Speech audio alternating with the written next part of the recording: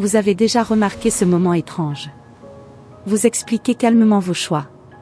Vous êtes précis, logique, poli. Et pourtant, quelque chose se ferme en face de vous. Ce n'est pas un conflit. Ce n'est même pas un désaccord. C'est plus subtil que ça. Plus vous parlez, moins votre parole semble peser. Plus vous cherchez à être compris, plus votre position paraît fragile. Alors vous continuez. Vous ajoutez des détails. Vous justifiez. Vous espérez que cette fois, l'autre verra clair. Mais ce qui se passe est l'inverse. Sans le vouloir, vous venez de déplacer quelque chose. Vous avez cessé d'exister comme un point stable, pour devenir une question ouverte. Et si le problème n'était pas ce que vous expliquez? Mais pourquoi vous ressentez le besoin de le faire? On nous a appris très tôt une idée rassurante. Si vous êtes clair, si vous êtes honnête, si vous expliquez bien vos intentions, alors les autres comprendront. Et s'ils comprennent, ils respecteront. Cette croyance paraît logique. Elle paraît même morale. Alors nous expliquons. Nous détaillons nos choix professionnels, nos décisions personnelles, nos limites, nos refus. Nous croyons agir avec maturité. Mais dans la réalité, quelque chose se fissure. Car le respect ne naît pas de la clarté des mots. Il naît de la stabilité intérieure que l'autre perçoit, même sans explication. Lorsque vous expliquez trop, vous n'informez plus. Vous cherchez à rassurer. Pas l'autre. Vous-même.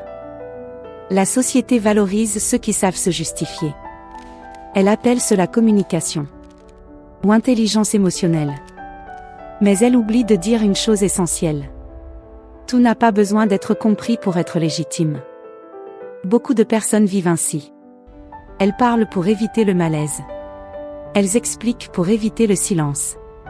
Elles se défendent avant même d'être attaquées. Et peu à peu, sans s'en rendre compte, elles construisent une relation étrange au monde. Une relation où leur valeur dépend du regard extérieur. Une relation où chaque choix doit être validé. Ce n'est pas de la faiblesse visible. C'est une illusion discrète. Celle de croire que l'acceptation vient de l'argumentation. L'ennemi n'est pas la personne en face de vous. Ce n'est ni son incompréhension, ni son jugement. Ce qui affaiblit votre position agit bien avant la conversation. Il se cache dans un réflexe intérieur. Presque automatique. Ce réflexe apparaît dès que vous sentez une tension. Un silence un peu trop long. Un regard qui hésite. Une absence de validation. Alors vous parlez. Pas pour clarifier, mais pour réparer. Pas pour partager, mais pour réduire l'incertitude. Ce mécanisme naît d'une peur simple. La peur d'être mal perçu. La peur d'être rejeté. La peur de ne pas être à la hauteur sans justification. À ce moment précis, quelque chose bascule. Vous ne présentez plus un choix. Vous le soumettez. Expliquer devient une demande implicite. Dis-moi que j'ai le droit de faire cela. Et l'autre le sent. Pas consciemment. Mais profondément. Car lorsque vous insistez, vous cédez sans le vouloir votre autorité intérieure. Vous offrez à l'autre le pouvoir de décider si votre décision est acceptable ou non. C'est ainsi que le respect se dilue. Non pas parce que vous avez tort, mais parce que votre calme ne suffit plus à porter votre parole. Cet ennemi est invisible parce qu'il se présente comme une bonne intention. Être compris. Être juste. Être transparent. Mais en réalité, il fragilise votre position. Il transforme votre stabilité en négociation. Il existe une confusion profonde autour du silence. On le perçoit souvent comme une absence. Un vide à combler. Un manque de réponse. Mais dans les relations humaines, le silence n'est pas un retrait. Il est un repère. Lorsqu'une personne est claire intérieurement, elle n'a pas besoin de défendre sa position. Non par arrogance, mais parce que sa décision ne cherche pas d'appui extérieur pour exister. Le respect ne naît pas de ce que vous dites. Il naît de ce que vous incarnez sans parler.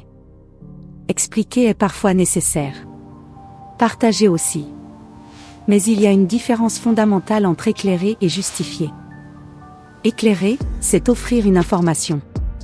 Justifier, c'est tenter de stabiliser une décision qui vacille encore en soi.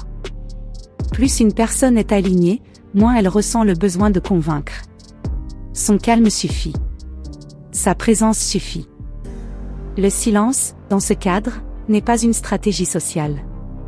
Il est le signe d'une cohérence intérieure.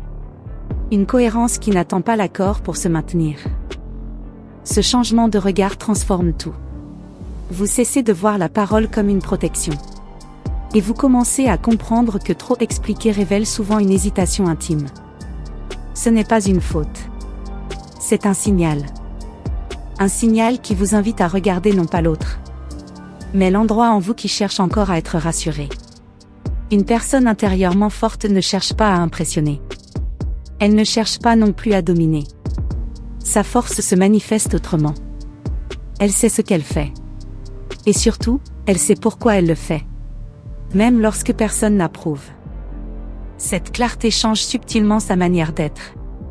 Elle parle moins, mais chaque mot a du poids. Elle n'anticipe plus les objections. Elle n'entre plus en défense avant l'attaque. Non pas parce qu'elle est indifférente, mais parce qu'elle ne confond plus respect et validation. La force intérieure ne consiste pas à être dure. Elle consiste à rester stable quand l'autre doute. À rester calme quand l'autre questionne. À rester silencieux quand la parole ne sert qu'à apaiser une peur. Une personne forte accepte une chose difficile. Tout le monde n'a pas besoin de comprendre. Et certains ne comprendront jamais. Ce n'est pas un échec. C'est une limite naturelle. À partir de là, quelque chose se réorganise. Les relations deviennent plus simples. Moins tendues. Plus vraies. Vous n'avez plus besoin d'être aimé pour être légitime. Vous n'avez plus besoin d'être approuvé pour être respecté. Votre présence suffit.